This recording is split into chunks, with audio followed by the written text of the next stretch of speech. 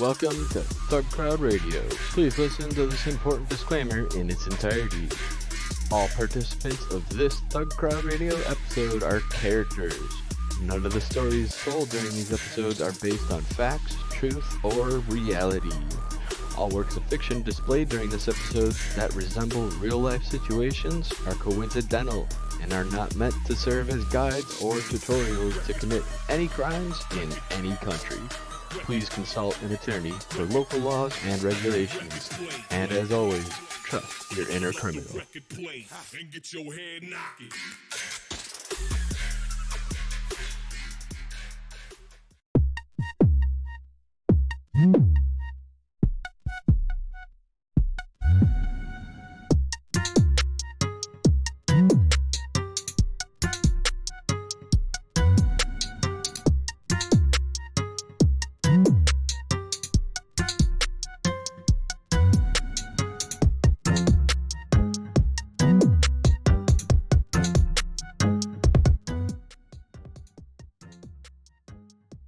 Hello?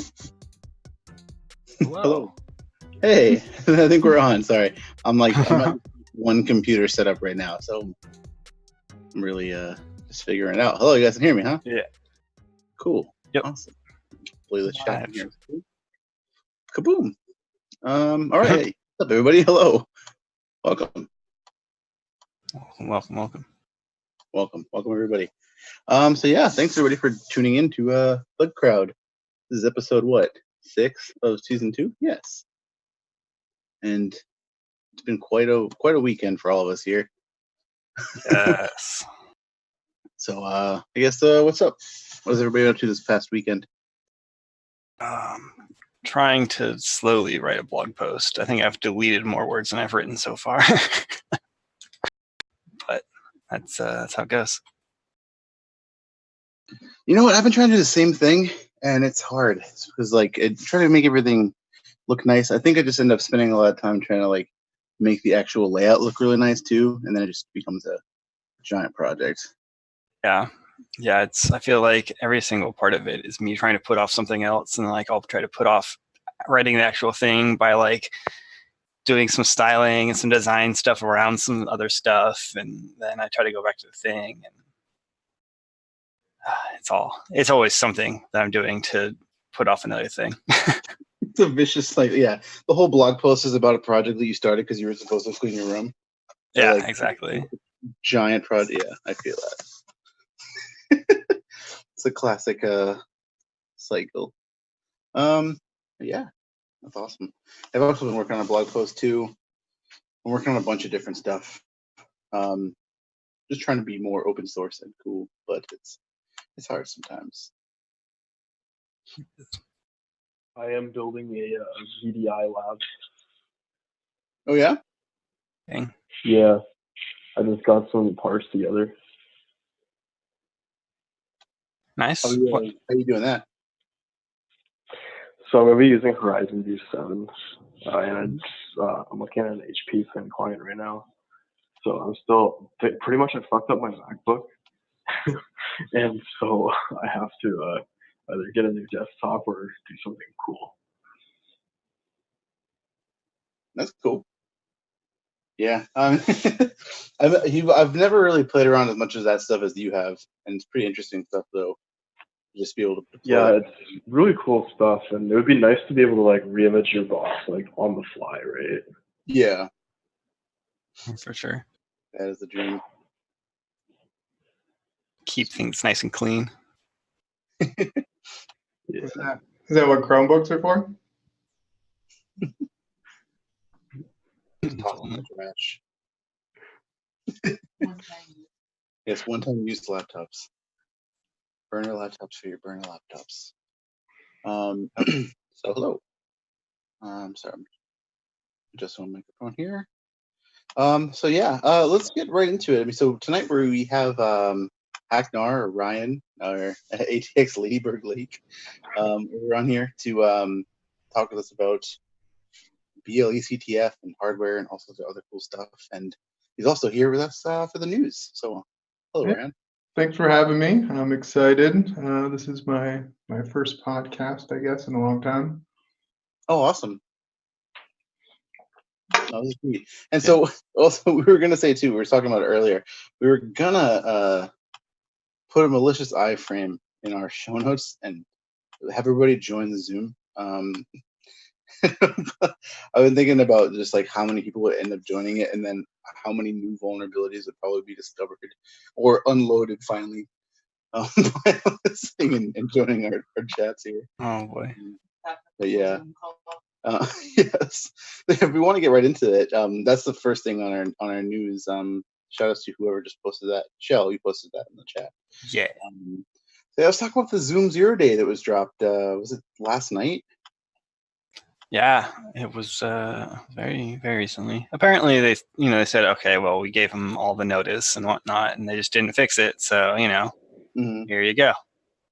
So yeah, so this is an interesting thing. So he basically had been playing around with this feature, which this is something that I was also looking at for a while too, and I ended up just like giving up on it because it was just a bunch of JavaScript, and I was like, I don't care.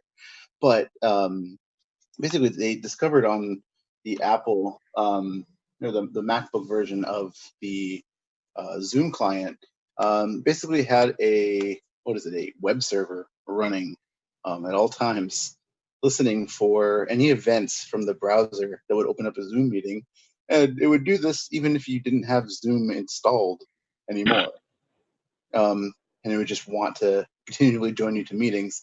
And so yeah, a hidden web server with a bunch of undocumented API calls. I'd say that's a backdoor. That's a Yeah, what can go wrong? Right, exactly. And especially if it persists after uninstallation. Honestly, that's the scariest part, is that it's just there waiting for you to just happily waiting there for you to install Zoom again. And what sucks is that it was created to get around certain security policies for Apple that were specifically designed so that wouldn't happen. And they they just made it so that you could just have that's just insane to me, and it sucks for everybody who has one. And just is the only real mitigation is to either uninstall Zoom or turn off your camera. But that doesn't stop somebody from joining you to a meeting, which is already weird. You know? For sure. Like imagine just sitting on just going on your computer, you go on someplace and some ad just like drops you just some scary like Zoom with like some like red room like deep web shit. I could imagine that. Or just spam. Honestly, it would just be used for spam. It'd be like the new pop-up ad. It's the plot of Unfriended 4. Right? Oh my god. With Cisco WebEx rooms, when you have a scheduled meeting, there's actually this thing where you can just like walk into the room and you can hold up your phone like right next to the RoomKit appliance, and it'll just automatically connect to your meeting. Mm-hmm. Yeah, there's so many different avenues for really weird shit from this, and I'm sure that web server has some weird stuff going on as well beyond just being able to open up a meeting. So I definitely encourage everybody here to look at that, because it sucks. It sucks that that's a thing that has to happen, that people think is something that a consumer would want, and all of that just to get around the confirmation that you want to open up the meeting. Like, it's the laziest thing. They had an emergency patch for it today, though, to bring up to 4.4, which apparently fixes it in Mac Agent as well, too. Yeah, no, I saw the patch as well.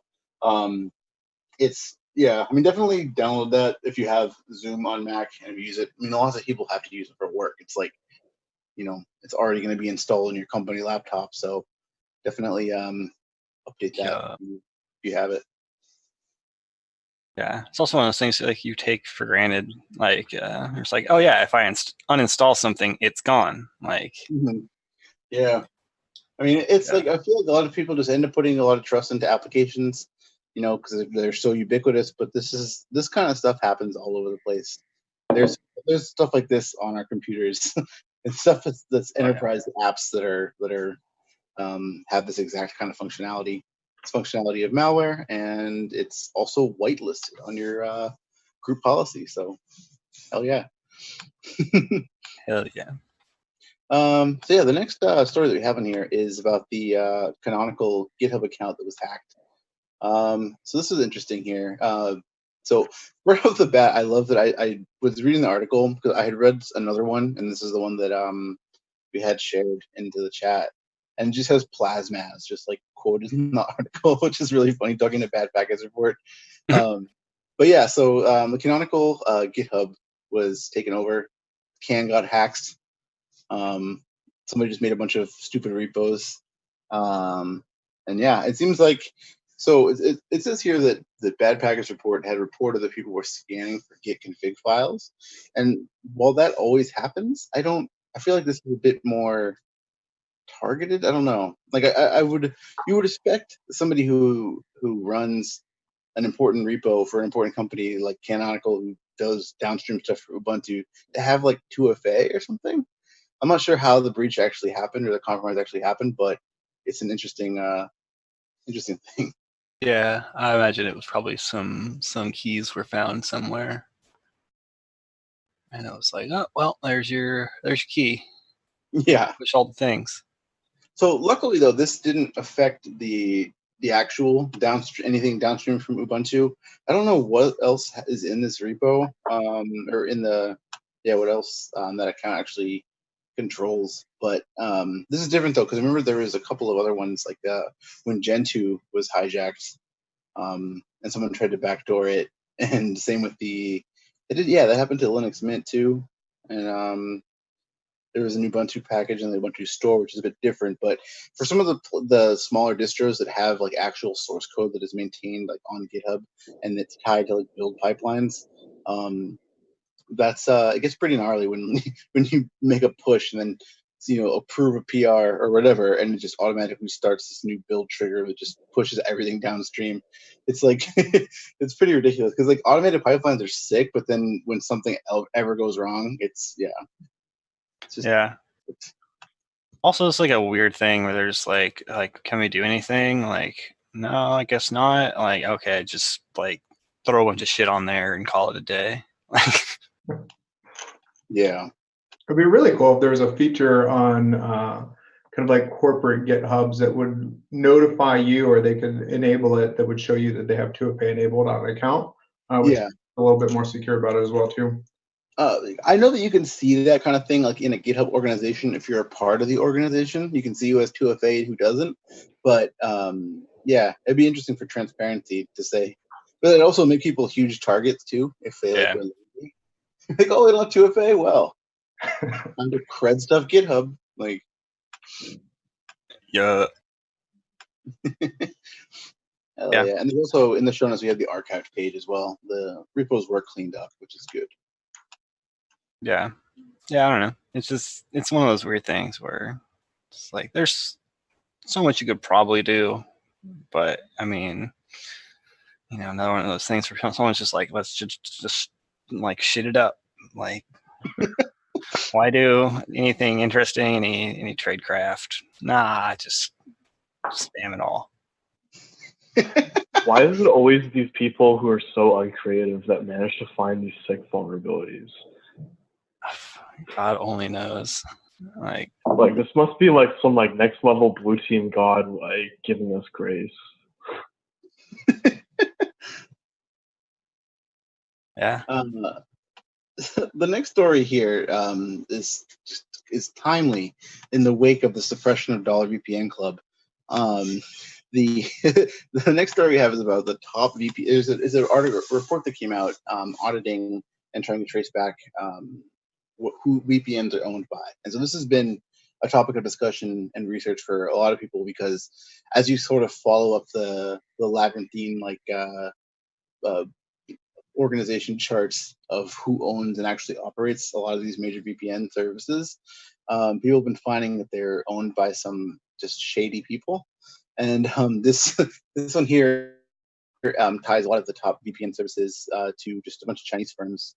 And yeah, it's just interesting to see.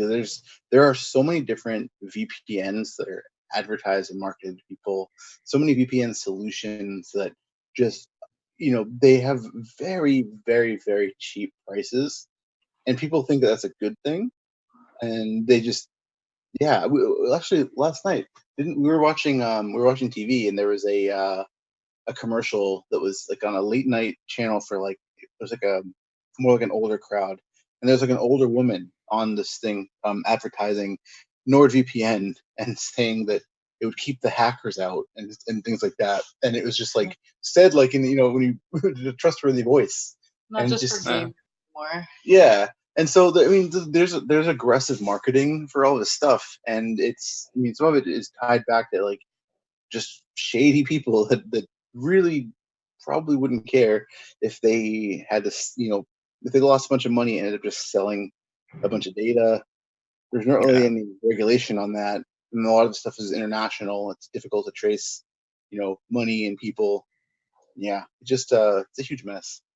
I always thought it'd be really cool to provide VPN or proxy services that open sourced all the logs. They could just have a stream of it for anyone to view, which would be kind of cool for training blue teamers and security professionals as well too, to give you like a source for all these. But anyway, kind of like one of my crazy ideas. I mean, you can definitely find a couple of those on Shodan already. Oh yeah. Leaking those logs there. But yeah, no, that's, yeah, it's hard because people want VPN, people want privacy, but when you broker privacy through private organizations, it's just never going to be as efficient as you want it to be. You might think it is. You might think that you have the little, you know, ICANN has IP and it says that you're in France or, you know, Indonesia or something, but that means that somebody is routing your data for you, and that's never a thing. I mean, then there's also like inside where they're like, oh, yeah, no, hey, maybe, you know, someone can touch your computer from, you know, China, for example. Like, yeah, like, it's just never good. Nope. Yeah. So definitely everybody be careful and consistently look out for this kind of misinformation and report it and call it out, because there's a lot of this stuff, and it's going to continue as people want more of these services and start to rely on them, even build businesses around them. And so yeah, definitely keep an eye out. Shout out to Dollar VPN Club, rest in peace. Yeah, it's only after they were the first to fall. They were the guardians on the gate. I think that there was no attribution to them, so I don't know. Maybe they had a little exit scam, who knows? But yeah. Also, it's worth noting that there's a lot of really good like solutions for setting up your own no-log VPN. Just solutions that you can just put on your favorite on VPS and go. We should definitely do a little segment about that at some point. We can just do a little video or something. We might stream to some site and try to maybe just walk people through setting up something like, you know, OpenVPN. You know, very, very easy to do. Just get like a $5 box or less if you have enough gift cards in Amazon. Yeah. You can have a VPN for pretty cheap. Or if you're a student or have a student email. Yes, or if you're very good at creating phishing pages, no. As we were seeing at last week's Safari with all the .edu phishing pages, that was the reference to that. Yeah, please do not phish college students. They have enough against them right now. You can inherit a lot of good debt that way, though, if you're looking at that. Yeah, anyone wants to phish my Navient account, feel free. So the next story we have in here is this mobile payment app from 7-Eleven that was rolled out and just hit really hard. It seems like a credential stuffing attack, but whoever did this took about $500,000 worth of like stuff through this app. Jesus. Yeah, like, apparently there was like really no mitigations for verification, or there's no like verification procedures for the users of the account. So they were just basically just stuffing stuff and resetting and just grabbing cash out of this because it's tied to bank stuff. And yeah, I don't know. I wasn't sure if anybody had actually seen this app or had played with it. I didn't, but I think it was Dusty Fresh that sent me this article, and it's pretty interesting. Yeah, it's funny. 7-Eleven in Japan. That's huge in Japan. Yeah.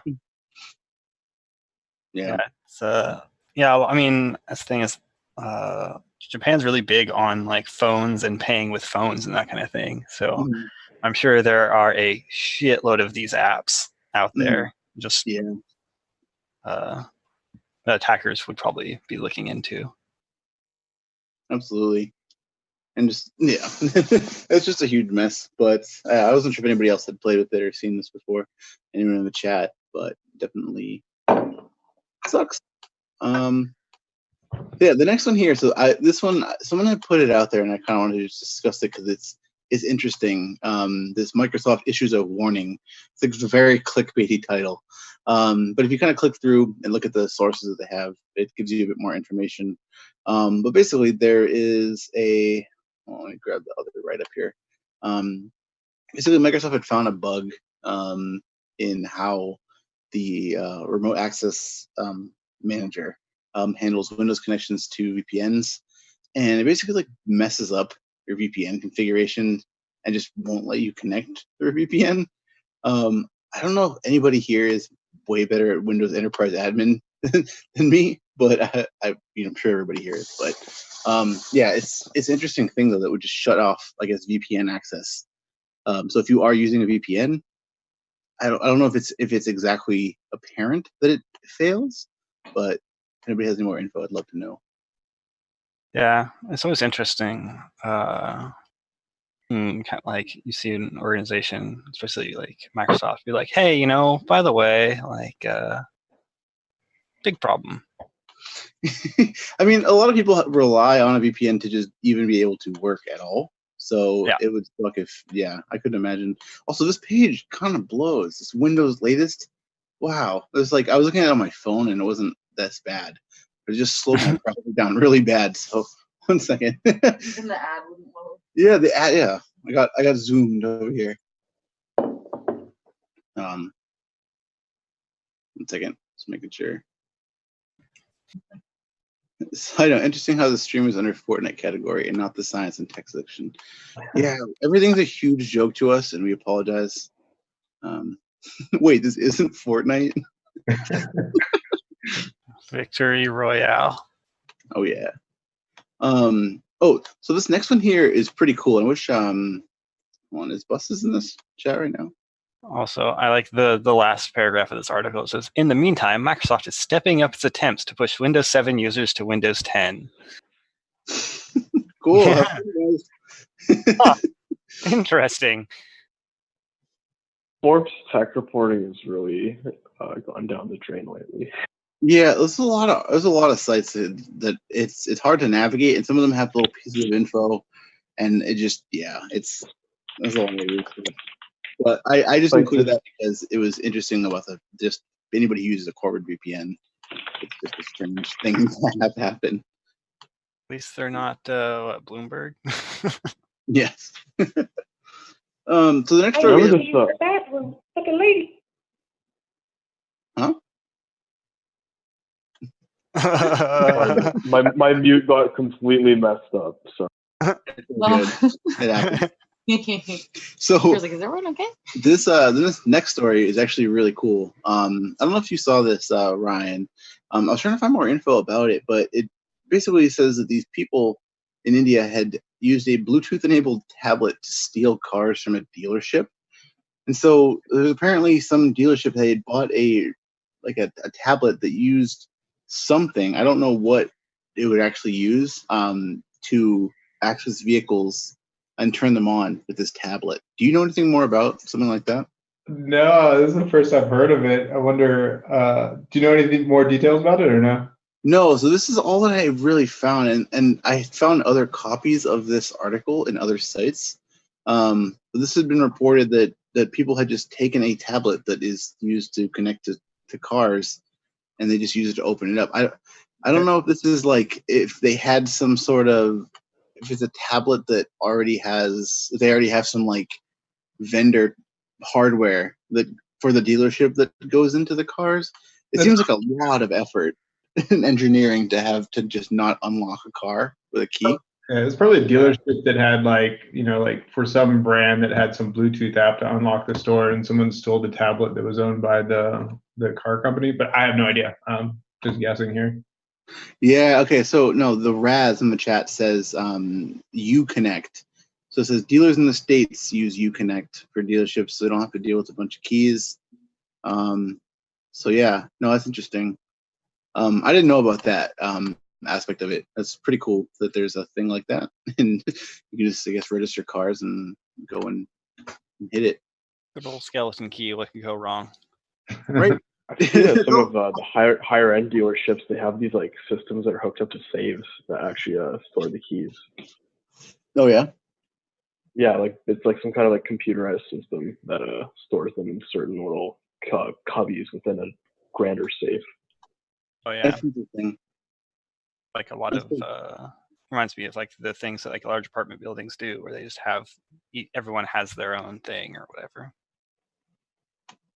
Makes it nice and easy. You can access the one thing without having to get all the rest. Everything's kind of isolated in that way. Yeah. And you have a log of who accessed what. Sick. So this next one here is from the Associated Press, and it's a weird one. So there a while ago there had been allegations that Georgia's voting system had been hacked because there was evidence of hacking, and the fact that there was there was just a bunch of vulnerabilities in the server itself that were known and weren't patched. And then for some reason, the people who were investigating it destroyed the server image that they took, the forensic image that they took, and wiped all the data off of the servers themselves. And it just was just completely just nuked out of orbit here. And now they're trying to get the FBI to give them the server image so they can do more forensic stuff. And yeah, there's just a big controversy about whether or not they're allowed to give it to them, because apparently the way that the case went when they were trying to figure out what happened, the judge didn't say anything about having to keep the image. I can't imagine any sort of person in a legal setting trying to do the nuances of DFIR in a court case with a bunch of people who have no idea what they're talking about. So I don't know how this would have happened, but yeah, I guess it was destroyed. All this data that would it smells like government all the way down. Yeah, and so this was for a highly contested election to begin with. So it just seems like so sketchy. But regardless of whether or not you're doing any sort of foul play or you're trying to cover someone's ass for not patching something, this is all very useful evidence regardless for people who are trying to target elections. This is a very real thing. And someone's is just selfishly oh yeah, no, I don't want them to know about what I did. Let alone the fact that literally there's probably crucial evidence to something that would potentially happen in the future or is happening currently, Yeah, I mean, it's always weird, to destroy evidence, in any situation. This is probably just not something you want to do, bad look. They're like, oh, now we needed to free up space for Fortnite. Yeah, right. No, man, my Roblox folder was getting huge. My meme folder, my Chad folder, it was just So no. Yeah, I have no idea, but like I said, it smells like government. Yeah, definitely. It just seems like a mix of either a little bit of malice mixed with a bunch of bureaucracy and people who have no idea what they're actually doing, which sucks because I mean even when people were talking about not to really do a necro bump here of Hillary Clinton's server. And people saying I want the server, look in the server, look to see if there's someone hacked it, but people think that I don't know. People have very very strange ideas of what that actually could be, or what that could mean. And so, you mean the hacker's not hiding inside of my rack? Yeah, it's like Zoolander or something like that. Files are in the computer. It's just I don't know. I wish that there could be some people that could just go in and be all right, let's do what we need. Just do the needful. But yeah, it's definitely frustrating to watch bumbling stuff like this, especially for something as important as elections and governmental processes. So Yeah, it just always reminds me like people like on the conspiracy theory like tip. It's like no, like government's not well organized enough for some of these cover-ups. Like Real. they don't get some of the basic things right. Yeah, no, I mean, they were spending a little too much time hiding messages in the bricks of somebody's apartment to Yeah, this, right? They were too busy like putting, what is it, that never mind, I'm gonna go way too far down the rabbit hole of like weird conspiracy shit. But yeah, no, it definitely rings true here. So yeah, this next story that we're having here with this group called Silence that has been hitting some banks in it looks to be like South Asia, Bangladesh, India, Sri Lanka, and Kyrgyzstan. This group basically just seems to be like hitting a bunch of what's it called, ATMs and other bank stuff, and just cashing a bunch of money out. There's actually a video of them of just a bunch of people just at an ATM. This whole squad that just is like, they have all their pictures and everything. They're just like pulling a bunch of money out of all these ATMs. yeah, Yeah, I mean, it's like silly. I don't know. It sucks. It's just like these people are just doing this like very petty crime, but they're just doing it in a slightly I guess more technological way, and yeah, they're just out and about doing this shit. I love how this also, though, the ZDNet article has like 2 of their CNC IPs they just like dropped in there. just casually, whatever. I bet you they're still up, to be honest. That is super funny. But yeah, it's like, I mean, ATMs have been having a rough couple of years. There was writing about them. There was a really cool paper that was published on like the security measures that attackers take. It's called deviant security. That followed a few people who were that kind of started the whole ATM making malware stuff. It's good read. It's about the like security measures that attackers take. Yeah. But like ever since then, I think they kind of were the ones that started it, and it's just gone on since then. And ATMs have become a pretty popular target, it seems. There's actually a story later on down here that's similar. We can discuss. Actually, yeah, I'll wait till we'll discuss it after. But yeah, no, this is it's this sort of thing is just these big ass groups that are doing similar things, but it's more globally distributed, and they're trying to do a bit more, I guess, hiding. But I don't know. Yeah. Also, Silence is a pretty top tier hacker name for a hacker group. Yeah, it's a lot better than a lot of the other dumb shit you see out there. Yeah. As good as a Roblox gang, but not as good. Nothing will ever be as good as a Roblox gang. So yeah, this next, I was actually excited to talk about this. This Logitech USB dongles is pretty cool. So actually, we have if you look at the what is it, in the Goodreads section, Logitech Vulns Disclosed is a repo that contains a bunch more information about this. Basically, somebody had disclosed a bunch of vulnerabilities about Logitech USB dongles with their unifying radio technology that is in a bunch of different Logitech devices. And so this person had the first CVE that they had was the ability to inject keystrokes into. Is this all Mark Nolan's work, or? Marcus Mengs. Right.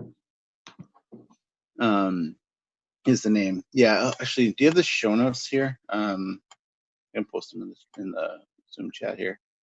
1 second. Dang it, I lost it.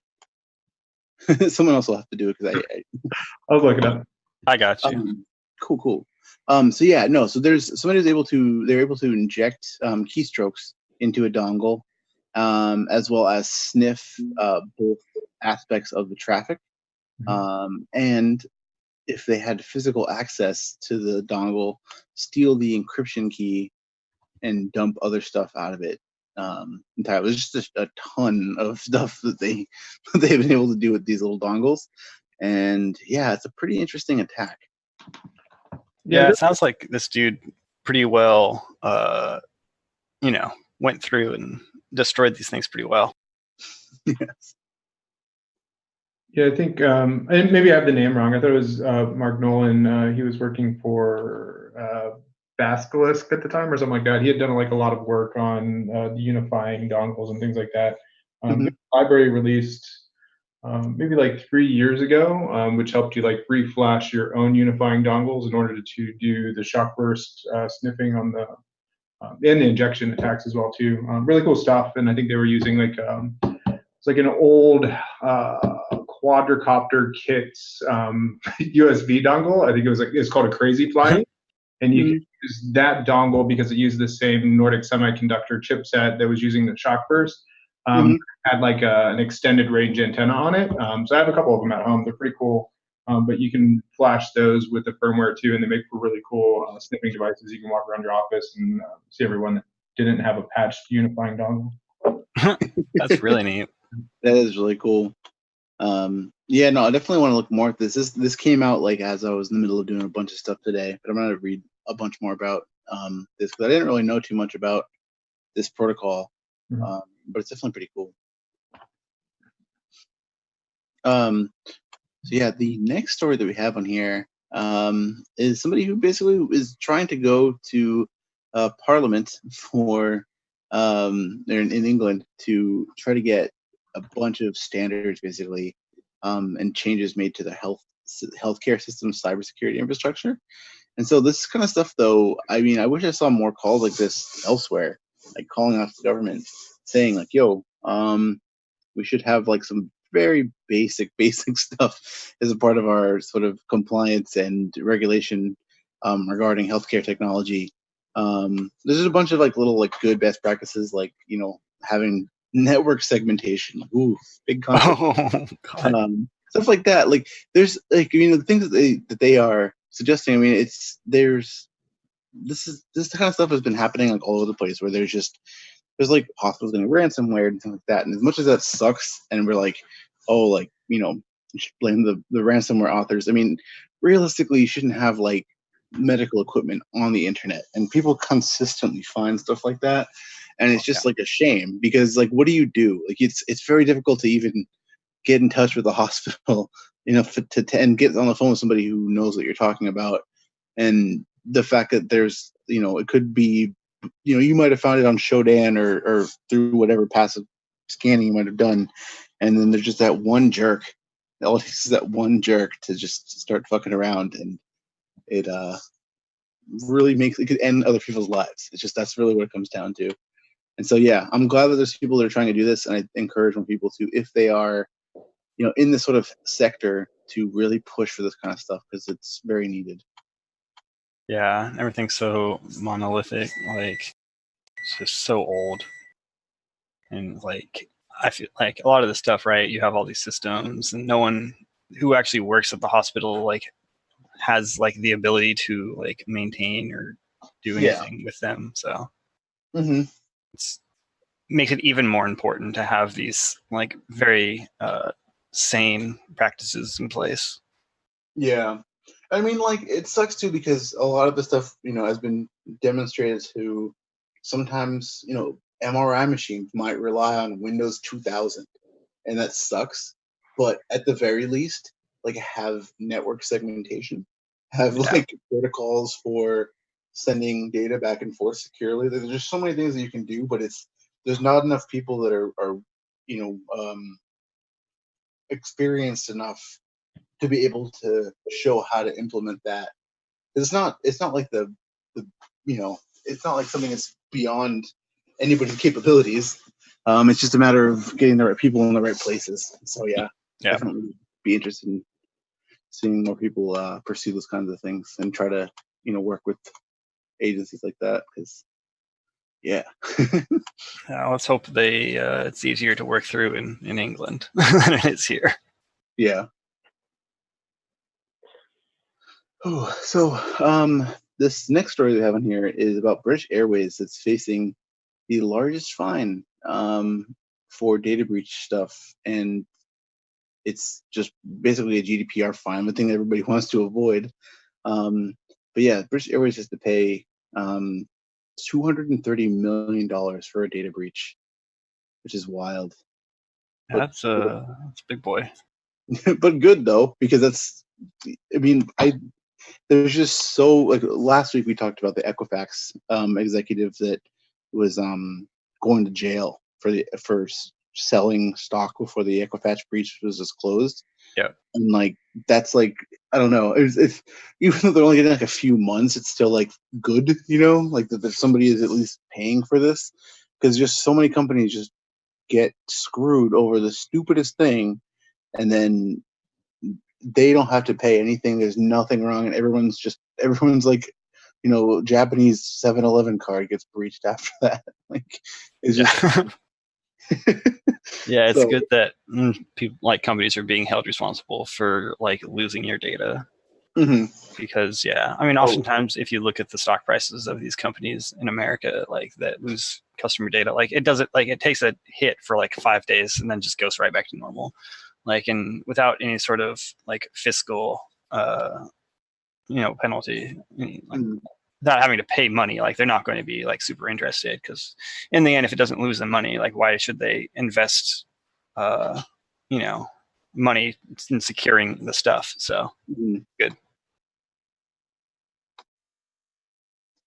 But yeah, it's be interesting to see more of these going forward, because since like GDPR has come in, we haven't seen too much of this, have we? No, I mean, a lot of places just kind of skirt around the responsibility. I mean, I feel like a lot of stuff might be in the works too, because this was a year in the making for British Airways, so there might be, for some of the breaches that have happened recently, something that happened. But it's hard because American companies have to follow GDPR stuff, and could still face fines there. But for every breach that happens, there is somebody who lives in the EU that was affected by it, And so it's interesting. I want to see how it rolls out eventually over time. But I don't know if it's going to be as effective as a mitigation, because companies can usually just afford to pay that kind of thing. Yeah. They're like, oh, whatever. Do GDPR fines in any way be contributed back to helping the people who are impacted by the breach? I don't know. Yeah, I don't know who makes money off of GDPR. Like, finding them $250 million is great, but is this just going to the rich people, or is it going to actually help people get new passports or payment cards or whatever it is that got breached? That's a really good question that I've never thought about. Yeah. Who watches the Watchmen? I guess, I don't know. Goes to the Gov, yeah. To do what? Like missiles. I've filed PETA complaints before, and I've said to the privacy commissioner, like, are they going to pay to have this person's or information repaired or fixed or whatever? Like, what are you going to get back? And it's always just some bullshit credit monitoring. Like, what's that going to? Yeah, all it is just another product that they're just eventually going to just store your data for on another unsecured Mongo database and get that ransomed. So yeah, and the funny thing is, they try to charge you for it. No, well, and also in order to get after a year, you got to pay for it. To get those services, you have to sign away your right to legal action a lot of the time. Yeah. Yep. That's like crazy shit. It's just like being able to just skirt around. I mean, that's honestly what is the reason why this kind of stuff is even in place in the first place for this kind of regulation, because it's way too easy to skirt around everything and just offer really bullshit solutions for stuff that is very serious, and just continue to just like nickel and dime people and then just string them along and waste their time and expose them to even more threats. It's just insane. Yeah, it's a different world that we're living in than it was a few years ago. Yeah, sure is. So yeah, this one was cool. This report here about Monero security flaws. It comes from, what is his website? I was like reading an article and I look at the header image, which didn't load last time I looked at it, and it's just like a Photoshop picture of someone's face. I don't know who this is. But yeah, Monero basically got a bunch of stuff that came out on HackerOne. Some pretty interesting like DOS stuff. I don't know anything about cryptocurrency. But this, I wish DNZ was here to just explain the entire process to us. But what's cool was that there was like memory leaks and a bunch of other bugs in here that could have like brought down some crypto exchanges as well as like forged some transactions. So it's pretty cool. I'm kind of learn a little bit more about it to understand exactly the implications besides the DOS. The DOS at least though by trying to query large old chunks of the blockchain and doing some resource exhaustion on the boxes that are serving the actual Monero blockchain. And yeah, I don't know. It's pretty cool, but yeah, big bounties. Although you get paid in Monero, which if you find a really bad bug in Monero and the value goes down, yeah, it is nice to see, I say companies because, they are companies, but to see stuff like this on HackerOne and on BugCrowd, and actually it's kind of like to put your money where your mouth is, the security, right? Like if you're going to invest, like sell yourself as a, privacy focused, security focused product, it's nice to see that, they're actually, paying people to find things like this. Mm-hmm. No, I mean, it's definitely good. That was the thing I was going to talk about. I meant to say, I got some of my first actual reports validated on HackerOne and BugCrowd, and I'm glad to see a lot of people that have been doing the same and really trying to hit a lot of bug bounties harder, because this stuff is definitely find some interesting things that are helpful. Yeah, for sure. And like I said, it's a lot, like, once again, like, it's a good program. It's good enough cause. So it's nice to see. Nice to see security, like a healthy security like ecosystem. Mm-hmm. No, it's pretty cool. I mean, I've always been such a jerk about it because I just always would feel like, oh, I can't report this. I'm just going to laugh about it and move on. But it's definitely useful to just try to summarize things in a report. Yeah, for sure. I've definitely had, last month, I've had some really good experiences reporting bugs and some really bad ones, but yeah, it's fun. It's nice. Hell yeah. Yeah, the next story that we have on here is another ATM story. This is for this credit union. It was Philadelphia Federal Credit Union. But they had a similar attack where they think that cards could potentially have been cloned. There's not really a lot of information on how this happened, but there was just this whole bank itself was targeted, which is interesting. Where it was directly the customers of the bank rather than what they were saying before, like they were targeting ATM infrastructure for other banks. This is targeting the customers of the bank. So I wonder what that could mean. Yeah, we were saying how a lot of like ATMs and stuff have been targeted pretty heavily as of late. Mm-hmm. But it's interesting to see targeting specific customers of a specific, or like just customers of a specific bank. Mm-hmm. Yeah. Did it say like why they were targeted or anything, or just that they were? Nothing about it. No one knows how the PIN codes are obtained. There's a bunch of stuff. So I don't know. I'm interested in following the story to see, because it'd be weird to see some sort of either like person inside or very, very crazy what's it called? Yeah. Storage of customer data. Yeah, some sort of customer data leak somewhere. But it's interesting that that they like, oh yeah, like it happened, but we don't know how, where, why. Mm-hmm.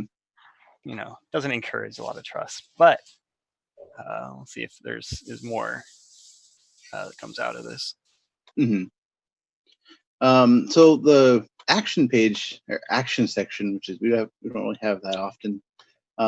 There's a petition going around now.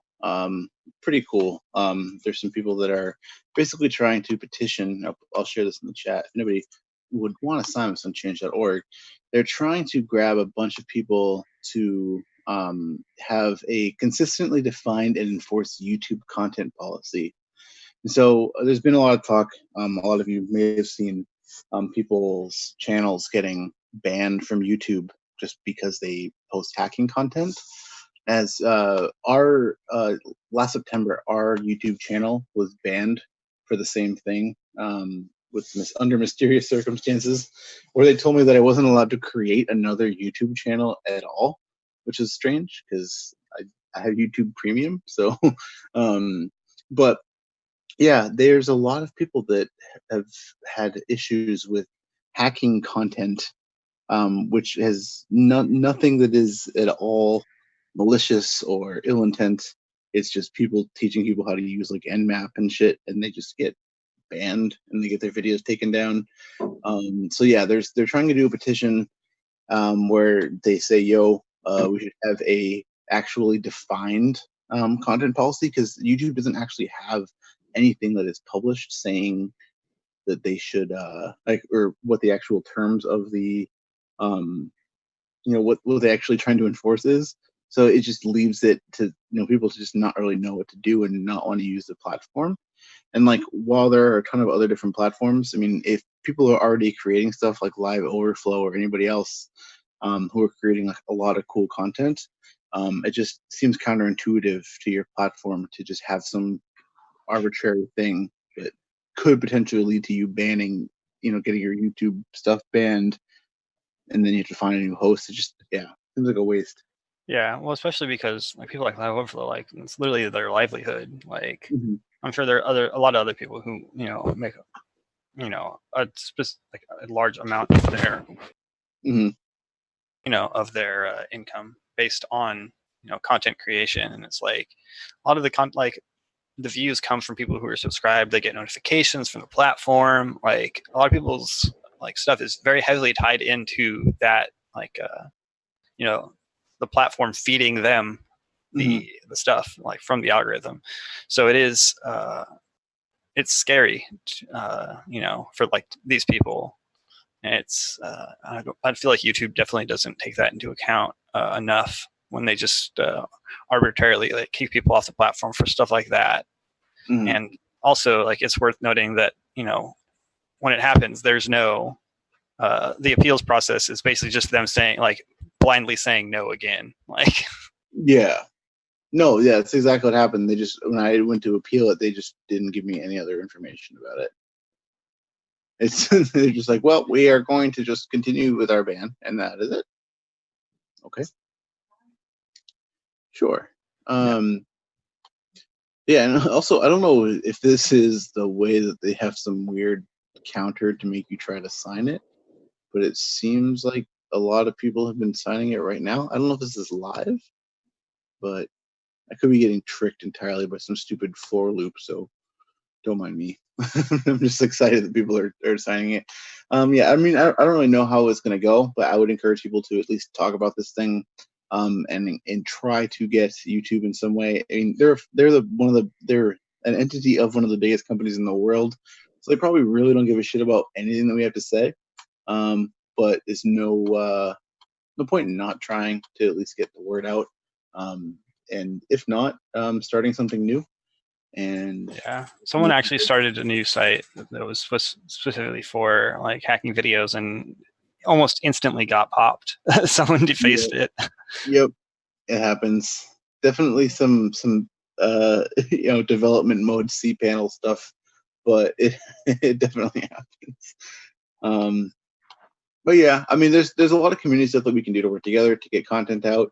Twitch is a cool platform. Shout out to Twitch for not banning us, even though we fuck around quite a lot. So yeah, definitely important discussion to have though, with trusting platforms and relying on a single platform for anything that you do. It's definitely good to be highly available and distributed. Yeah, bling bling. Bling bling. But yeah, that's about it for the news today. So maybe we can go on a break for about 10 minutes or so. And when we come back, we can follow up with Ryan here about BLECTF and other cool radio stuff. Cool. See you guys in 10 minutes. Yeah. Hell yeah. I will put on some music. See you soon. Get up, stretch, drink your water, stay hydrated. All the other good stuff. Okay. And oh, just very cool. On 1 second. Sorry. Bye.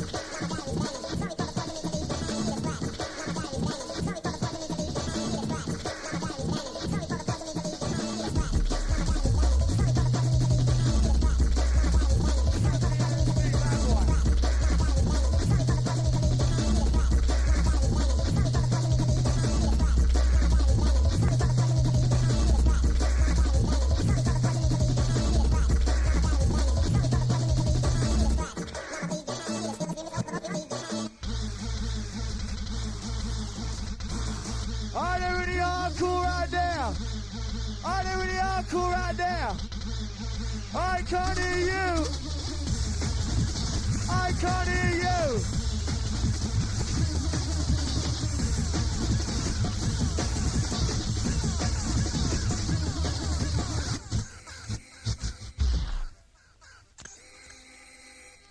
Pump up the bass. And it's fast and furious like this. All the way through till 4 with the hardcore.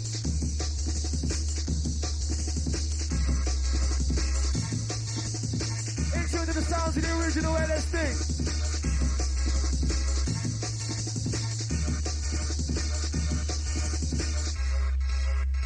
Whistle Tribe, time to express yourselves right about now. Whistle Crew, time to express. Sound of the LSD, no mess.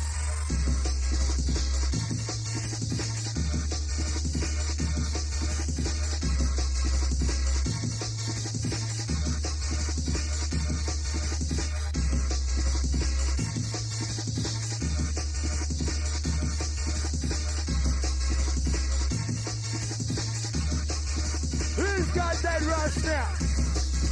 Who's got that rush now? Everybody's high now. Let's go.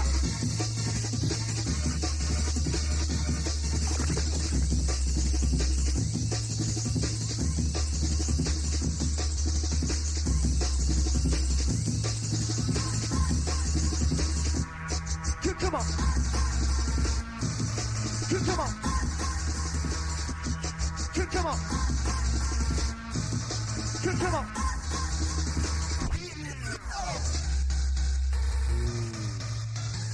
Whistle passing, make some noise!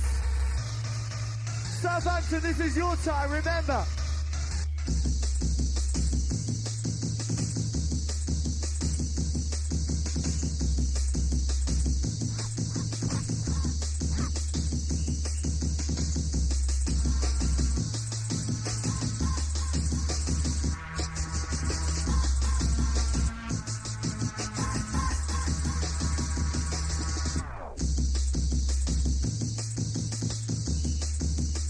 Baseline pressure. Hardcore pressure. Russian pressure.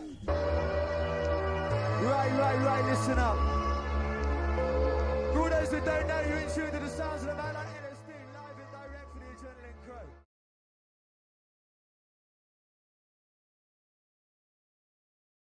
One. Oh, hello. Hello? There we go. Gotta turn this down over here. Cool. Beautiful. Go back to the show thing. Hello. Yeah, well, oh, look at that. Atmos is, we were just talking about you, Atmos. You're just mashing up the chat over here. Yeah, your friendly local hood Unicode dealer. I don't even, is that a nickname? Whose nickname is that? That's very, yeah, it's wild shit. Cool stuff. All right, yeah, so welcome back. We're here with Ryan, aka hackgnar, the creator of the BLECTF. How you doing? Good. Thanks for having me again. I don't know, where do you guys want to start? I guess we can start with who you are. Who am I? I don't even know anymore. But I work at Atlassian and I run a lot of the detection incident response teams and help manage the red teams here. But that's kind of like a good kind of segue into me and Bluetooth, I guess, because there is no segue at all. So I think that's one of the reasons why I enjoy doing Bluetooth. I do it a lot of it in my spare time, but it has absolutely nothing to do with my 9-to-5s. This one that I currently work here or any of my previous gigs, which makes it really nice for just releasing stuff completely open source and being transparent about it and helping the community. And a lot of organizations can't really hold me to any PII I talk about with it because it's so different from what I typically do. So yeah. No, it's definitely good. Yeah, it's to keep segregated because it's hard for people that do the work that they do, and they find cool stuff, but they're just they have to report it through all the proper channels and then NDAs and all sorts of other stuff that it gets in the way of research. So yeah, it's fun to do stuff that's outside of your normal wheelhouse. Yeah, it's also, like kind of a good shut off as well too, right? A lot of people do analog type hobbies and stuff like that. But I'm not really an analog type of guy, so I just pick a different technology that I can mess with and do security in.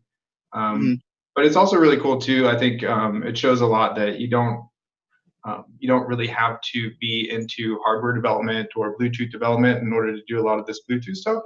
So I encourage a lot of people to start doing it for their first times, and that's kind of why I ended up creating the BLECTF. But don't be scared of it. It's not too hard, and I'll kind of go on a little bit about that later on.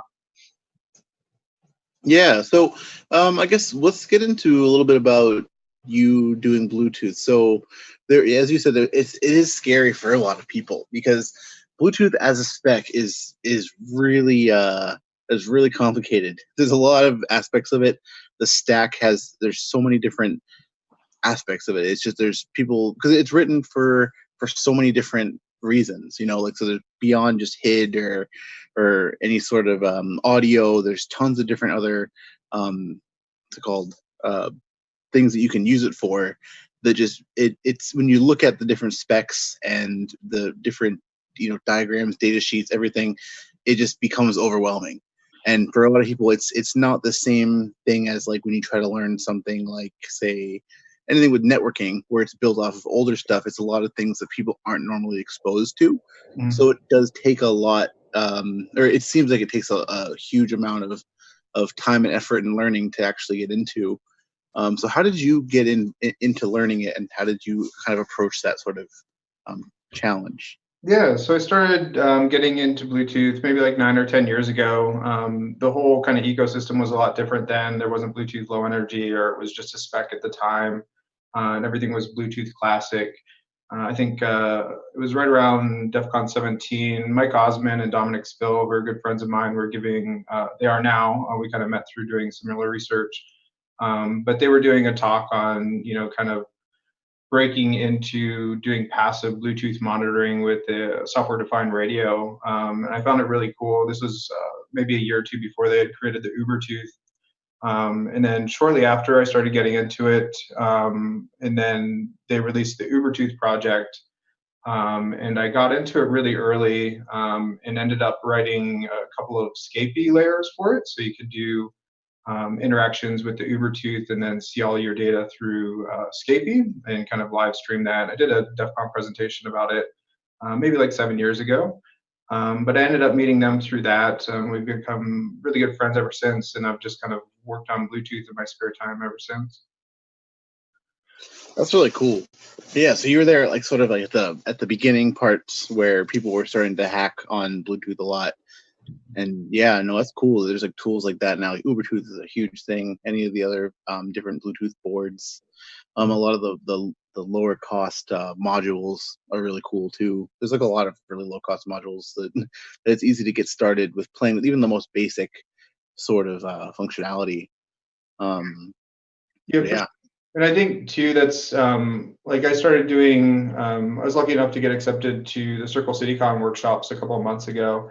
And I gave a presentation there, or a workshop there. It was like a 9-hour workshop. But one of the things that I find a lot of people getting into Bluetooth have issues with is understanding what all the different hardware does in it. People buy an Ubertooth, or people buy like a UD100 dongle, and they think that that's a sniffer, and they don't really understand what each tool is for. So I find it really useful to explain that to a lot of people as well too. And you don't need, like an expensive SDR or even like a $60 Ubertooth in order to get into a lot of this stuff. Pretty much, start hacking on Bluetooth with just the Bluetooth module in your laptop and a Linux installation, right? You can even do it with your cell phones nowadays with like NRF Connect and stuff like that. Allows you to do reads and writes to GATT services. Yeah, it's become a lot more available to the general public. No, it's pretty cool. I mean, like even being able to do like you can turn on like HCI debugging on like an Android and be able to see like the logs of like what the messages are being sent is pretty cool to see. Like even just in like regular like advertising mode to just see what other things are coming through. And then there's apps to do it. Like I feel like it definitely has gotten a lot easier to get into, at the very least, getting exposed to the different aspects of Bluetooth, which is pretty dope because there's a lot of cool stuff you can do with it. Yeah. Oh, yeah. And I think, yeah, go for it. No, I'm just. I forgot what I was gonna say anyway. Totally happens. Oh, yeah. Yeah, I think you were talking about earlier too, like it kind of being intimidating to get into because the protocols are a lot different, and it's a spread spectrum frequency hopping, protocol that goes over 80 different channels or 30 different channels, and it sounds very intimidating. It's not like things that you understand like TCP or UDP and things like that. But really it is like I explain. I do a lot of fire talks on Bluetooth low energy stuff and a lot of my small projects here in Austin at like local hacker meetups. And I've found, you get like 5 minutes to do a talk, and you have to explain Bluetooth enough to an audience for them to understand within 1 minute, so you can give your presentation for 4 minutes on what your actual, your talk is about. So over the years, I've kind of come up with a lot of just real simple comparisons or metaphors or things like that to explain to people what a specific protocol Bluetooth is. And so I found it really useful when I gave my workshop at Circle City. I had a disclaimer slide that said like, everything I'm about to tell you is really a lie and none of it's really true, but it will help you understand Bluetooth in a really fast time frame. And so a lot of comparisons of Bluetooth low energy GATT servers and GATT interactions to basically just HTTP, right? Everyone that's in, like that goes to hacker conferences or hacker meetups and things like that, they're very familiar with, web application pen testing. And so getting it back to that makes it really understandable to people within a quick time period, I think. None of it's really true. It's kind of very similar though, right? GATT and HTTP, it's just a client server architecture. In GATT, you can send, reads, writes, notifications as your methods, and then in HTTP, you're doing gets, posts, puts, etc. And then in HTTP, you have URLs and that you hit, but in GATT services, you have characteristics that you hit, and that's kind of like the URL of a Bluetooth GATT server. So really weird, dirty comparisons, but it works for giving people a quick understanding. Yeah. No, I mean that's the thing is that like for teaching this kind of stuff is giving people a good mental model to work from, and that's why it's really cool to just be able to sort of have more hands-on stuff like what you have done with BLECTF, which I guess we can start talking about a bit now. So yeah, I mean, so what I guess we can start with what inspired you to start a CTF like BLECTF. It's kind of a funny question. I have like a good lie for it, but the truth of the story is I was just drunk at the bar at ShmootCon maybe in early 2018, and I was sitting there with my friend, and I was poking around at some open GATT servers in the room, and I was like, man, I wonder how many people at conferences actually poke at Bluetooth, right? And so I just whipped up a real quick Bluetooth monitoring GATT server that would shine an LED on an Android or on an Arduino device that I had. If someone did a read or write to any of your characteristics, a light would go on. So it was just something that I would tote around with me at the conference to see if anyone was actually doing active scans and active poking in Bluetooth. It turns out no one was. It's also a hidden feature in Bluetooth CTF, and I made it that way as well too. So the Bluetooth CTF, as soon as you do any reads or writes to it, a little blue LED will turn on. That because I created the project maybe a year ago in the spring of 2018, right before DEF CON. I had the GA release of it, and I just wanted to tote a bunch of them around at DEF CON to see if anyone was scanning there as well too. And like I think it went off maybe once throughout the whole week at Black Hat and DEF CON. So there's not really as many kind of Bluetooth active exploitations going on that you really think are. Yeah, no, that's definitely true. I mean, I've always played around with those kind of things, and usually when I'm bored in line somewhere, is the best time to start poking at people's characteristics and trying to change some names. But yeah, no, it's definitely, I feel like it's not as an explored space anymore. I mean, people used to do like sorts of really weird attacks before there was more, security mechanisms around pairing and stuff, just like blue snarfing and stuff like that.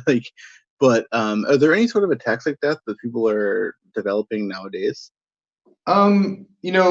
There are, but they're far and few between, right? And they're typically device specific, because a lot of the GAT specific exploits that you see are for a specific device. I think one of the more wider spread ones was was it an Android Watch one that happened maybe like 6 months to a year ago or something like that. But you don't see it too much. Like you see it specific to a device. Like Google just had a CVE released on their little YubiKey Bluetooth dongles, because you could actively sniff the pairing process on it, and then do the UTF on those as well too. But not really, nothing widespread, right? I think the largest widespread one recently wasn't even released as a CVE, but there was someone, I feel bad because I forget his name. He gave a good talk at DEF CON last year on actually doing injection into linked Bluetooth devices using the microbits, which is a really cool talk. So I think, I can't remember his name, but I remember his projects. He's the sole author of, or the core contributor for BLEJack and Beetlejuice. Both start with like BTLE. That's cool. So what is BLECTF? We've been talking about the aspect of it, but what actually is it? It's a board, right? Yeah. So I'll get into it a little bit. I'll continue on and then I'll transition to that. So the real truth of the story too, as to why I built it, I was drunk. But over the years, I noticed that there wasn't a lot of really great educational tools for learning to hack and tinker with Bluetooth Low Energy. And so that's kind of why I ended up sticking with the project, is to create something like that. And so what it actually is a very cheap microchip called an ESP32, which someone at a local hacker meetup here was talking about one day, and I got interested in it and I started writing the CTF on that. But in the end, BLECTF is simply just a series of exercises to teach people active Bluetooth low energy interactions on a GAT service from the ground up, with no need to understand Bluetooth beforehand, and it's just really kind of open that way. So it's mostly just an educational tool. That's really cool. Real cheap entry, real cheap cost of entry as well too was something else I was really focusing on. You can get these ESP32s for like $5 in in bulk from China, or you can pay $10 on Amazon Prime and get one. It just makes it really easy for people to get into.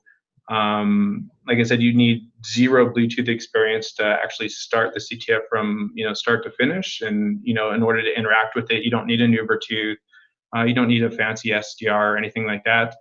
You just need I recommend everyone uses like a Linux box with some type of Bluetooth module, and then you can just start from start to finish reading the documentation on my GitHub. There's like a lot of hint files and things like that. So the CTF part, I was kind of worried that it would scare people away. Some people are scared of CTFs, but it's very CTF oriented, but it's mostly just a series of exercises. That's really awesome. So what kind of stuff goes into designing a challenge for something that is using Bluetooth? Yeah. Well, I had no idea when I started. I'd always done Bluetooth stuff from the client side. And so in order to create them now, I really wanted to get into writing the server-side portion of it, which is the GAT servers. And so with the ESP32, there's basically like an API that you follow with their SDK, the Expressive SDK, in order to do a lot of the GAT interactions. And so with BLECTF version 1, which I released last year, it was very monolithic in nature. So for me to spin up a flag, I would basically add another characteristic to a GAT server, which is kind of like a URL to an HTTP server, and then put some type of code functionality into there. And so I would say, hey, if you do a read to this characteristic, then that's a flag, and I'll give you the value back. Or if you do some series of challenges that I, kind of put in the read flag, like read me 1,000 times, then I'll give you a flag and give that back. And so each flag was kind of created to step people through very basic interactions and then get more and more advanced as you go on. So it starts off with like simple reads and writes, and then kind of gets into towards the end, like doing indications and notifications and things like that. Very cool. That's really awesome. So we have two questions from Nemesis in the chat. So to get started learning about BLE, is it recommended to just get the board and start the CTF? Do you think that if you are somebody who is completely new to BLE and Bluetooth in general, do you think that this would be a good starting point for somebody? Yeah, I think it's probably one of the best starting points. I'm not saying it just because it's my own project, right? If you could find a project that was similar to it, I mean, go for it. I think prior to this, like the real only method to do it was to go out to the store and buy a bunch of, just cheap Bluetooth low energy devices and start poking around with them. But now with this, it's, you can just kind of interact with it and learn a lot of the basics as you go. It doesn't require sniffing connections. Once you start to get into like real Bluetooth hackery, it does get more complicated. One of the hardest parts about doing, practical Bluetooth low energy exploitation is probably figuring out the values that you send to a GATT server, right? They can be anything. Like fuzzing these values is not very simplistic, right? Because it can be like any hex number from, 0 to infinity.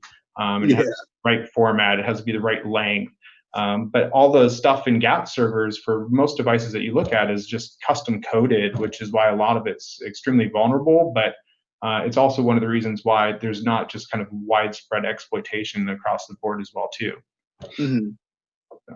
So for the people who are listening who are newer to Bluetooth, do you want to explain what GATT is and what it means for just the BLE stack in general, like how that is a part of it or where it comes into play? Yeah, I mean, I can give you my dirty explanation. That's kind of really cool. I feel like there's a lot of people in here who are looking to learn about BLE. So I feel like if we're talking about anything specific to it that people might not have been exposed to, it might be good to kind of do a little quick and dirty primer. Yeah, for sure. So I kind of hinted at it earlier. I think when I just explained it to people quickly in order to give them a rough, understanding of it, Bluetooth GATT servers are like they're a one client can speak to a GATT server at a time, which is kind of obscure. But when you think about it, when I compare it to HTTP, where you can have many clients connecting to a server.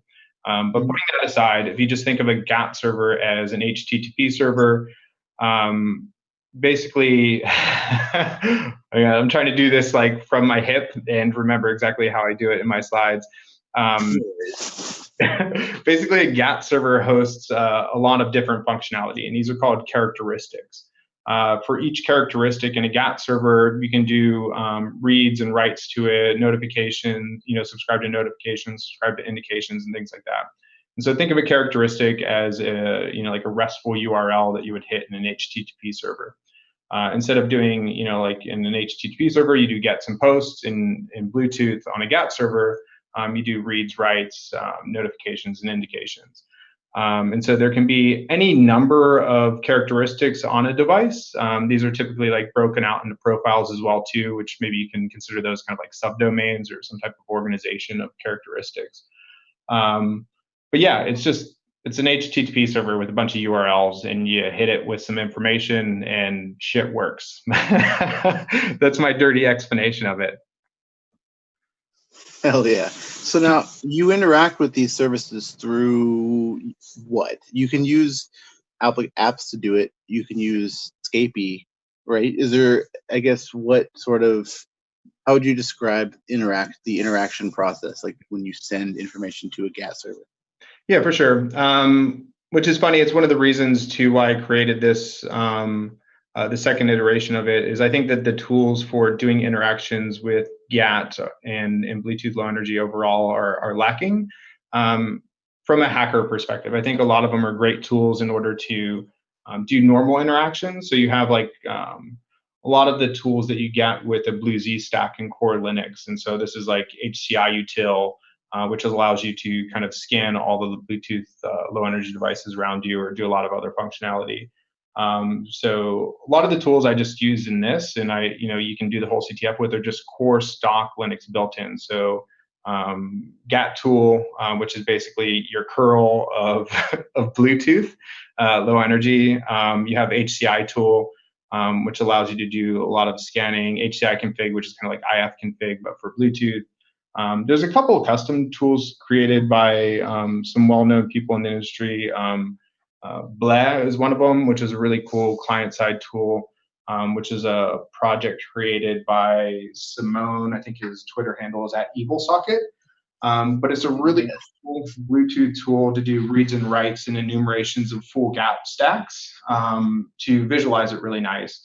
The project is now deprecated. He kind of stopped contributing to the Python version of the project, and he's merging all of that code into Go for what is the name of the new project? BetterCap, which is pretty cool, but it's still lacking a lot of the functionality. But yeah, cool stuff. Those are kind of like the de facto tools that will cost you nothing and you can just use with the Bluetooth module in your laptop. That's awesome. Yeah, no, it's amazing because like if you have a Linux-based laptop and you have any modern laptop, it's likely going to have some sort of Bluetooth controller that you can already use built in, which is pretty dope. Mm-hmm.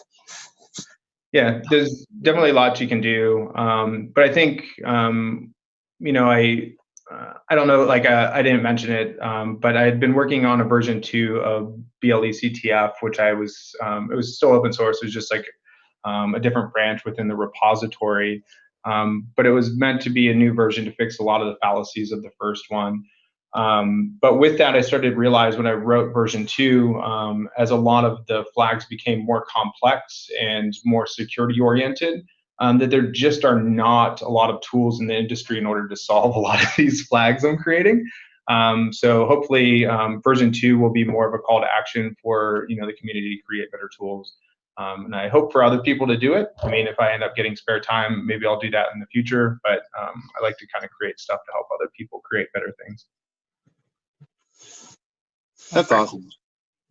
Femto Duino in the chat asks if you have poked and prodded at Bluetooth mesh networking. No, not really. I just kind of stick with the basics. I've done like a lot of Bluetooth classic stuff in the past, and then kind of my resurgence into Bluetooth has all been just low energy, no mesh networking or anything like that. And then also someone asked earlier if you've ever played around with like any like bug bounty like programs or whatnot that have or like centered around physical devices with Bluetooth. No, I haven't. I've not really been like we use a lot of bug bounties here at Atlassian, and that's kind of like my familiarity with them. But I've never like found any for hardware. If anyone wants to throw them in the chat, I'd love to take a look. I mostly just hack on Bluetooth stuff in order to talk about at like our local hacker meetups here. Like, hey dudes, check out these sweet pair of glasses. They have a Bluetooth GAT server on it. I figured out how to do this and that. Or for a while there, I was having a lot of fun with electric skateboards. A lot of them just have like open GATs as well too.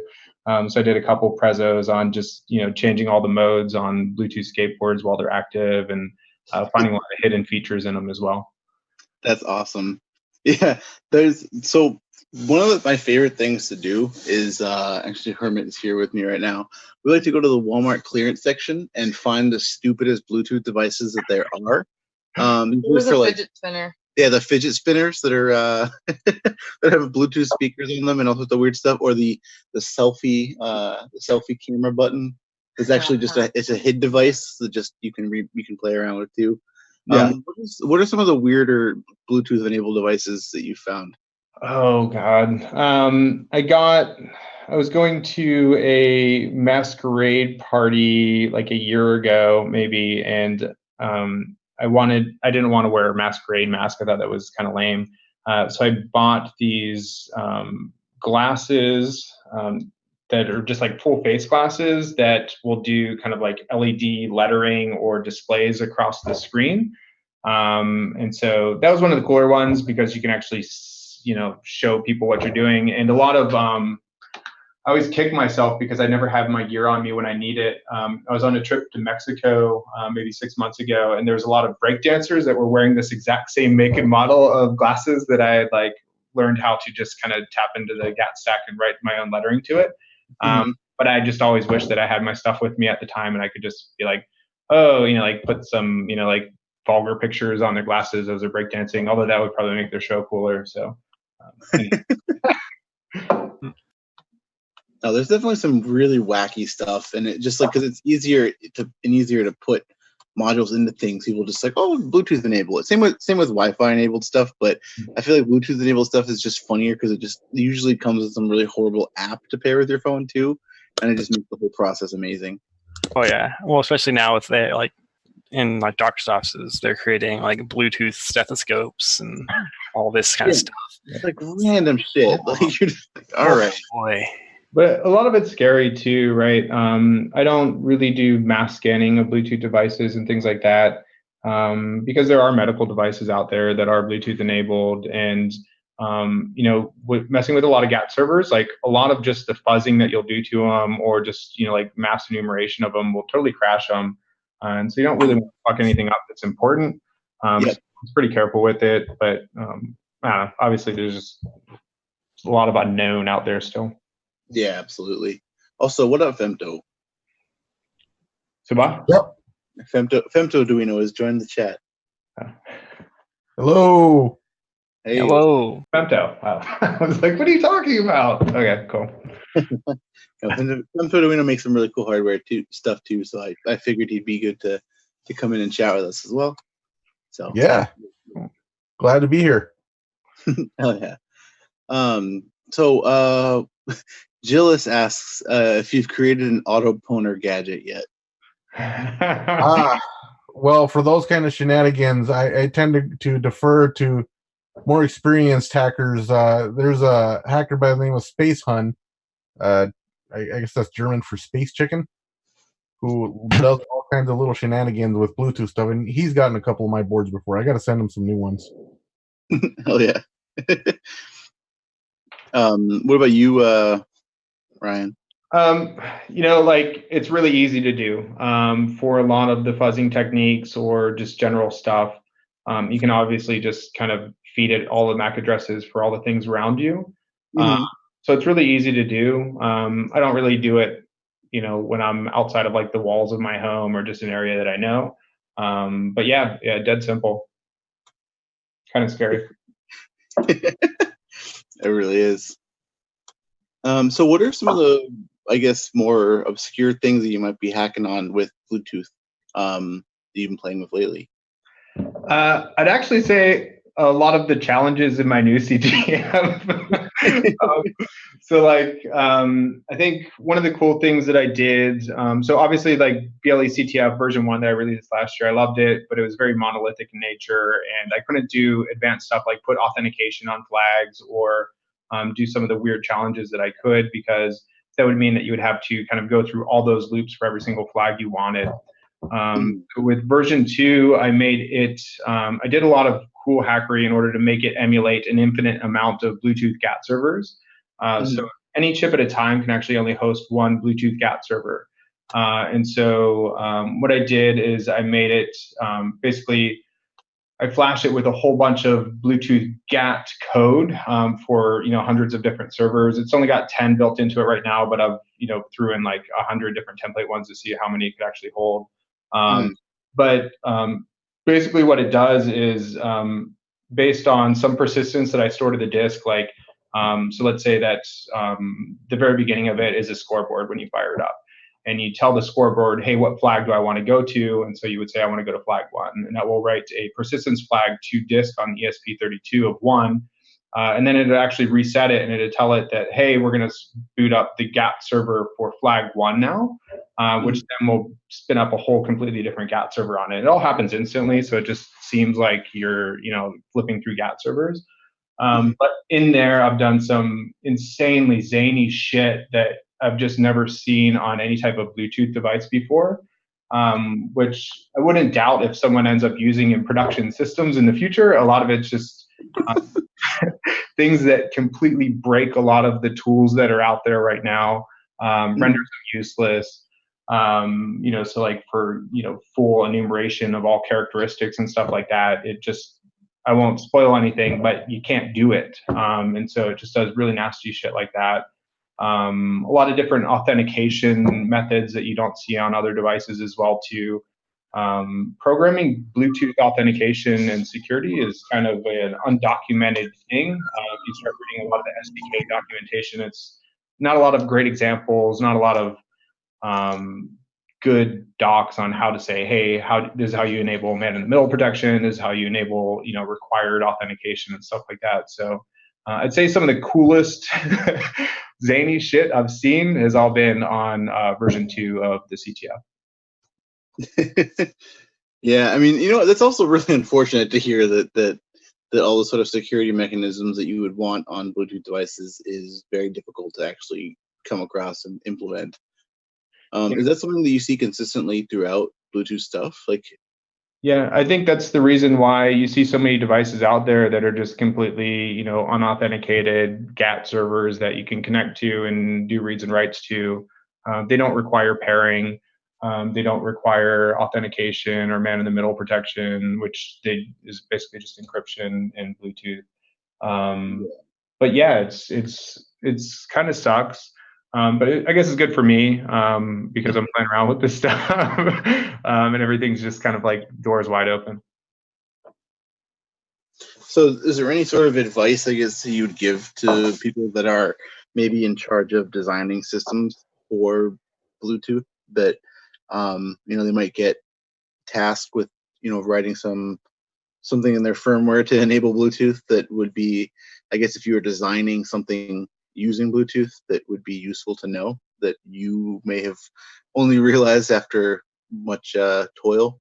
Yeah, I think, a lot of like the development for these things is probably outsourced or things of that nature. But I think looking for chips that have, IDEs or documentation for not IDEs, but SDKs that have documentation or examples for good examples for security is probably one of the best things to look for. I know the Expressive one, which is the ESP32 SDK, it has really poor documentation for security, which made it really hard in order to figure out a lot of the flags and how to configure it and stuff like that for these security modes. But look around, right? TI might have better than Nordic, that might have better than, Expressive and things of that nature. Yeah, that's a really good call. It's just to kind of go with manufacturers that are making and maintaining, documentation and, updates for their actual SDKs. Because yeah, you see a lot of stuff. When I used to go around and buy random Bluetooth modules to play with off of eBay, there'd just be stuff that just had no branding. It just said Bluetooth on it, just no information of chips. Everything's just a mess. So yeah, definitely a minefield at sometimes to get through to figure out what something actually is, without decapping the chip and looking for clues in the die. Yeah, and I think a lot of it too is just things that as tools get better for these things, then actual consumers will kind of request better security as well too. So an example of that is when you're playing around, one of the hardships I have in version 2 of my CTF, I can't even do all of the challenges, is I have pairing challenges and stuff like that. You have to pair with the right codes. And so there's not a lot of tools out there that are made to just kind of iterate through all of the codes for pairing or something like that that's made easy. I think I was using Bluetooth CTL or something like that, which is a real pain in the ass to use when you're using it for shenanigans. If you're using it for just typical Bluetooth connections that require pairing and stuff like that, then it works just fine. But I think a lot of it kind of derives from the fact too that a lot of Bluetooth setups from a client side, a lot of the pairing and authentication is happening at the actual operating system level. Rather than within the client code that you can write. And so kind of creating a better stack for that just to do better security research would be really helpful. Yeah, no, absolutely. Because a lot of stuff just becomes, a part of whatever sort of kernel driver is, getting loaded, and it's just kind of there. It's you can read the source code, but it's just C. Like, it's not really anything that you can like play with. There's no like real API as much as somebody would like. So yeah, it's definitely that tools are very valuable. Yeah, and you just run into like completely random stuff a lot of times too. So like I mentioned, when you're enumerating a lot of Bluetooth devices, like they'll just crash and hang and do all kinds of stuff. And that's totally normal. You see it in like Bluetooth connections for TV sets and stuff like that. Mm-hmm. But you also see like just weird random bugs. I remember I was just like setting up devices that would mimic other devices. I think I was messing around with like a Pokemon Go like Bluetooth clicker, and so I was emulating that. And the real one was connected to my iPhone. And after my iPhone connected to the emulated one, I could never repair back to the old one. Really weird DDoS attack for shit like that. It's out there, and like it's really hard to document because it's just buggy as fuck. Anyway. Accidentally break things. Femto in the chat, who's also in our voice chat, asks if there are any links to the aforementioned CTF tools you'd like to try them out on his hardware that he makes. So I guess, is there any like short list of tools for people to try out when they're trying to approach your challenge? Yeah, for sure. I've made it so you can do it all with just the basics, like gap tool and HCI util.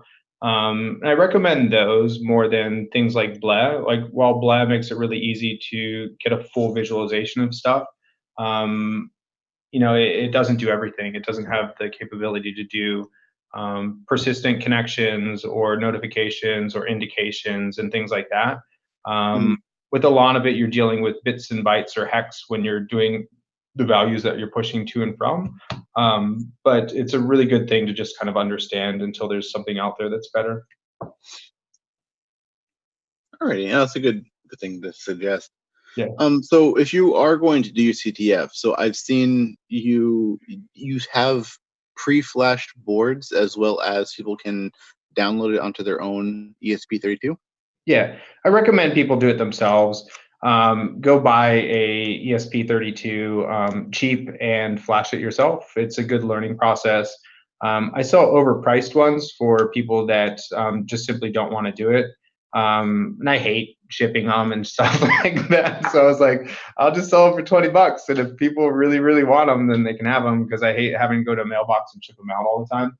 Yeah. But I mean, it's great. I mean, I think $20 isn't too much. I know from my perspective too, if I found someone out there that had something similar, I'd probably pay that. I'm not like price gouging anyone, but it's worth kind of like the pain of my time in order to absolutely out of these and put them in a box and ship them. No, that's absolutely true. Because it's like it gets tough, especially if you're doing it on your own and it's just for fun, and you're sitting there flashing firmware. Like it's just like it's not like the easiest thing in the world to just sit down and do. It can get like, I think the last time I had fun flashing a whole bunch of them was for my Circle City Con workshop, because I had no idea how many people were in the class, and so I flashed 50 of them in my hotel room the night before. But then I wasn't sure how many people would be beginners versus advanced, and so I didn't know whether to flash like 50 version 1s or like 20 version 2s.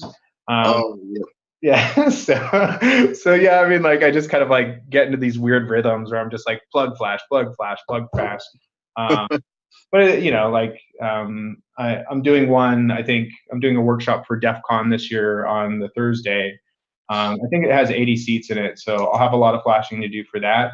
And then it should go a lot smoother than my Circle City Con one too, I think, because not that one didn't go smooth. It's just I learned a lot of hardships, that nuances that I should have thought of beforehand. Yeah, absolutely. So what goes into your workshop that you're doing at DEF CON? Not much, right? All the hard work's done with the CTF. Basically, I give people just a short primer in order to get them familiar with Bluetooth and kind of how to get through the first flag. After that, like the flag just kind of teach you themselves. And so for Circle City Con, I think that was a 9-hour workshop, which was grueling to go through that long. But I gave maybe like a 2-hour prezzo on some Bluetooth basics, and here's the tools that you'll need, and here's how to use them. and then you basically just give them a CTF and you say go. We spent a lot of time. People just came in with like stock flashed Kali laptops, which seemed to be fairly problematic. So we worked through how to get those up and working right. A lot of them didn't work with the Bluetooth modules in their laptops, so we were like, furiously running around looking for Bluetooth USB dongles that everyone could use that were compliant with the operating system they had. So for this one, I just ordered like 40 or 50 super cheap USB dongles that I know work, and then it should go a lot smoother. That's really cool. I'm glad that there's just people out there that that are able to explain and get people excited about stuff that is normally overlooked. USB is not USB, BLE and Bluetooth stuff is so ubiquitous now. Like everything has Bluetooth, but it's I feel like not as well understood as a lot of things that are in a similar sort of level of usage around the world. So I definitely think it's something for a lot of people to look into more, because like a lot of people kind of like get deterred from like radio related stuff in general, because it sometimes seems complicated. The equipment is definitely a bit more on the pricey side, but I definitely think the Bluetooth and BLE is what can kind of really bring the barrier to entry down a lot more and get people into doing a lot of really creative stuff with radio. Yeah, I think you're right there, and a lot of it really does come down to the tooling as well too. I think even with software-defined radio, and I talked to a lot of my friends that are really into it. There's just nothing out there that's just kind of like super simple for people to kind of get a wide breadth of functionality from simple commands, and I think that's something you get with BLE just because of the built-in Linux tools with the BlueZ stack, which are super awesome. For sure. Also, big shots to Mike Osman for all the work he's put in. Yeah. I think him and Dominic Spill, their initial work in kind of creating the Ubertooth was huge for the community. That kind of gave everyone a cheap barrier of entry to do passive Bluetooth sniffing. So super good friends and super good guys.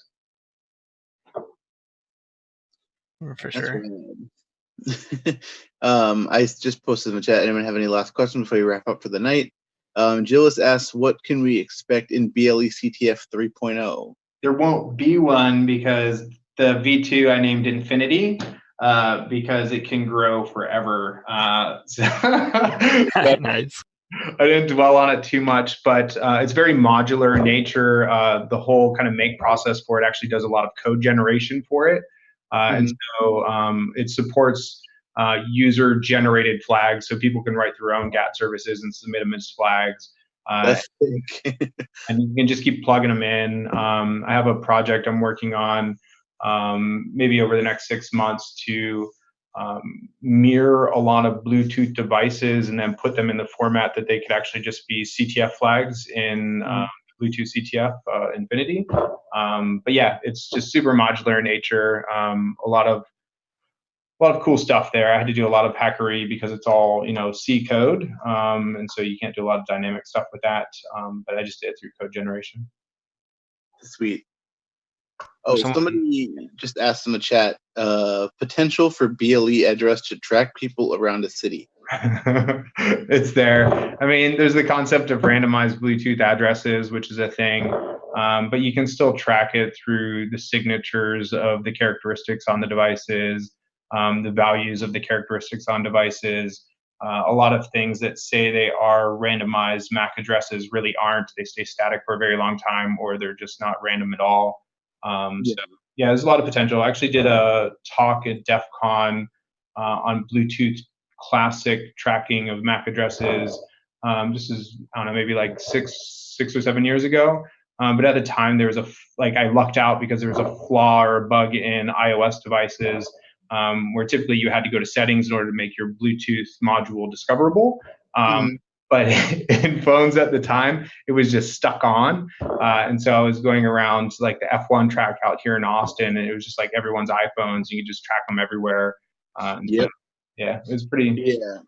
I forget what project it was. There was a project that I had seen before for Raspberry Pi that was like almost like a Marauders map with like BLE for triangulation and pasting it onto like some map.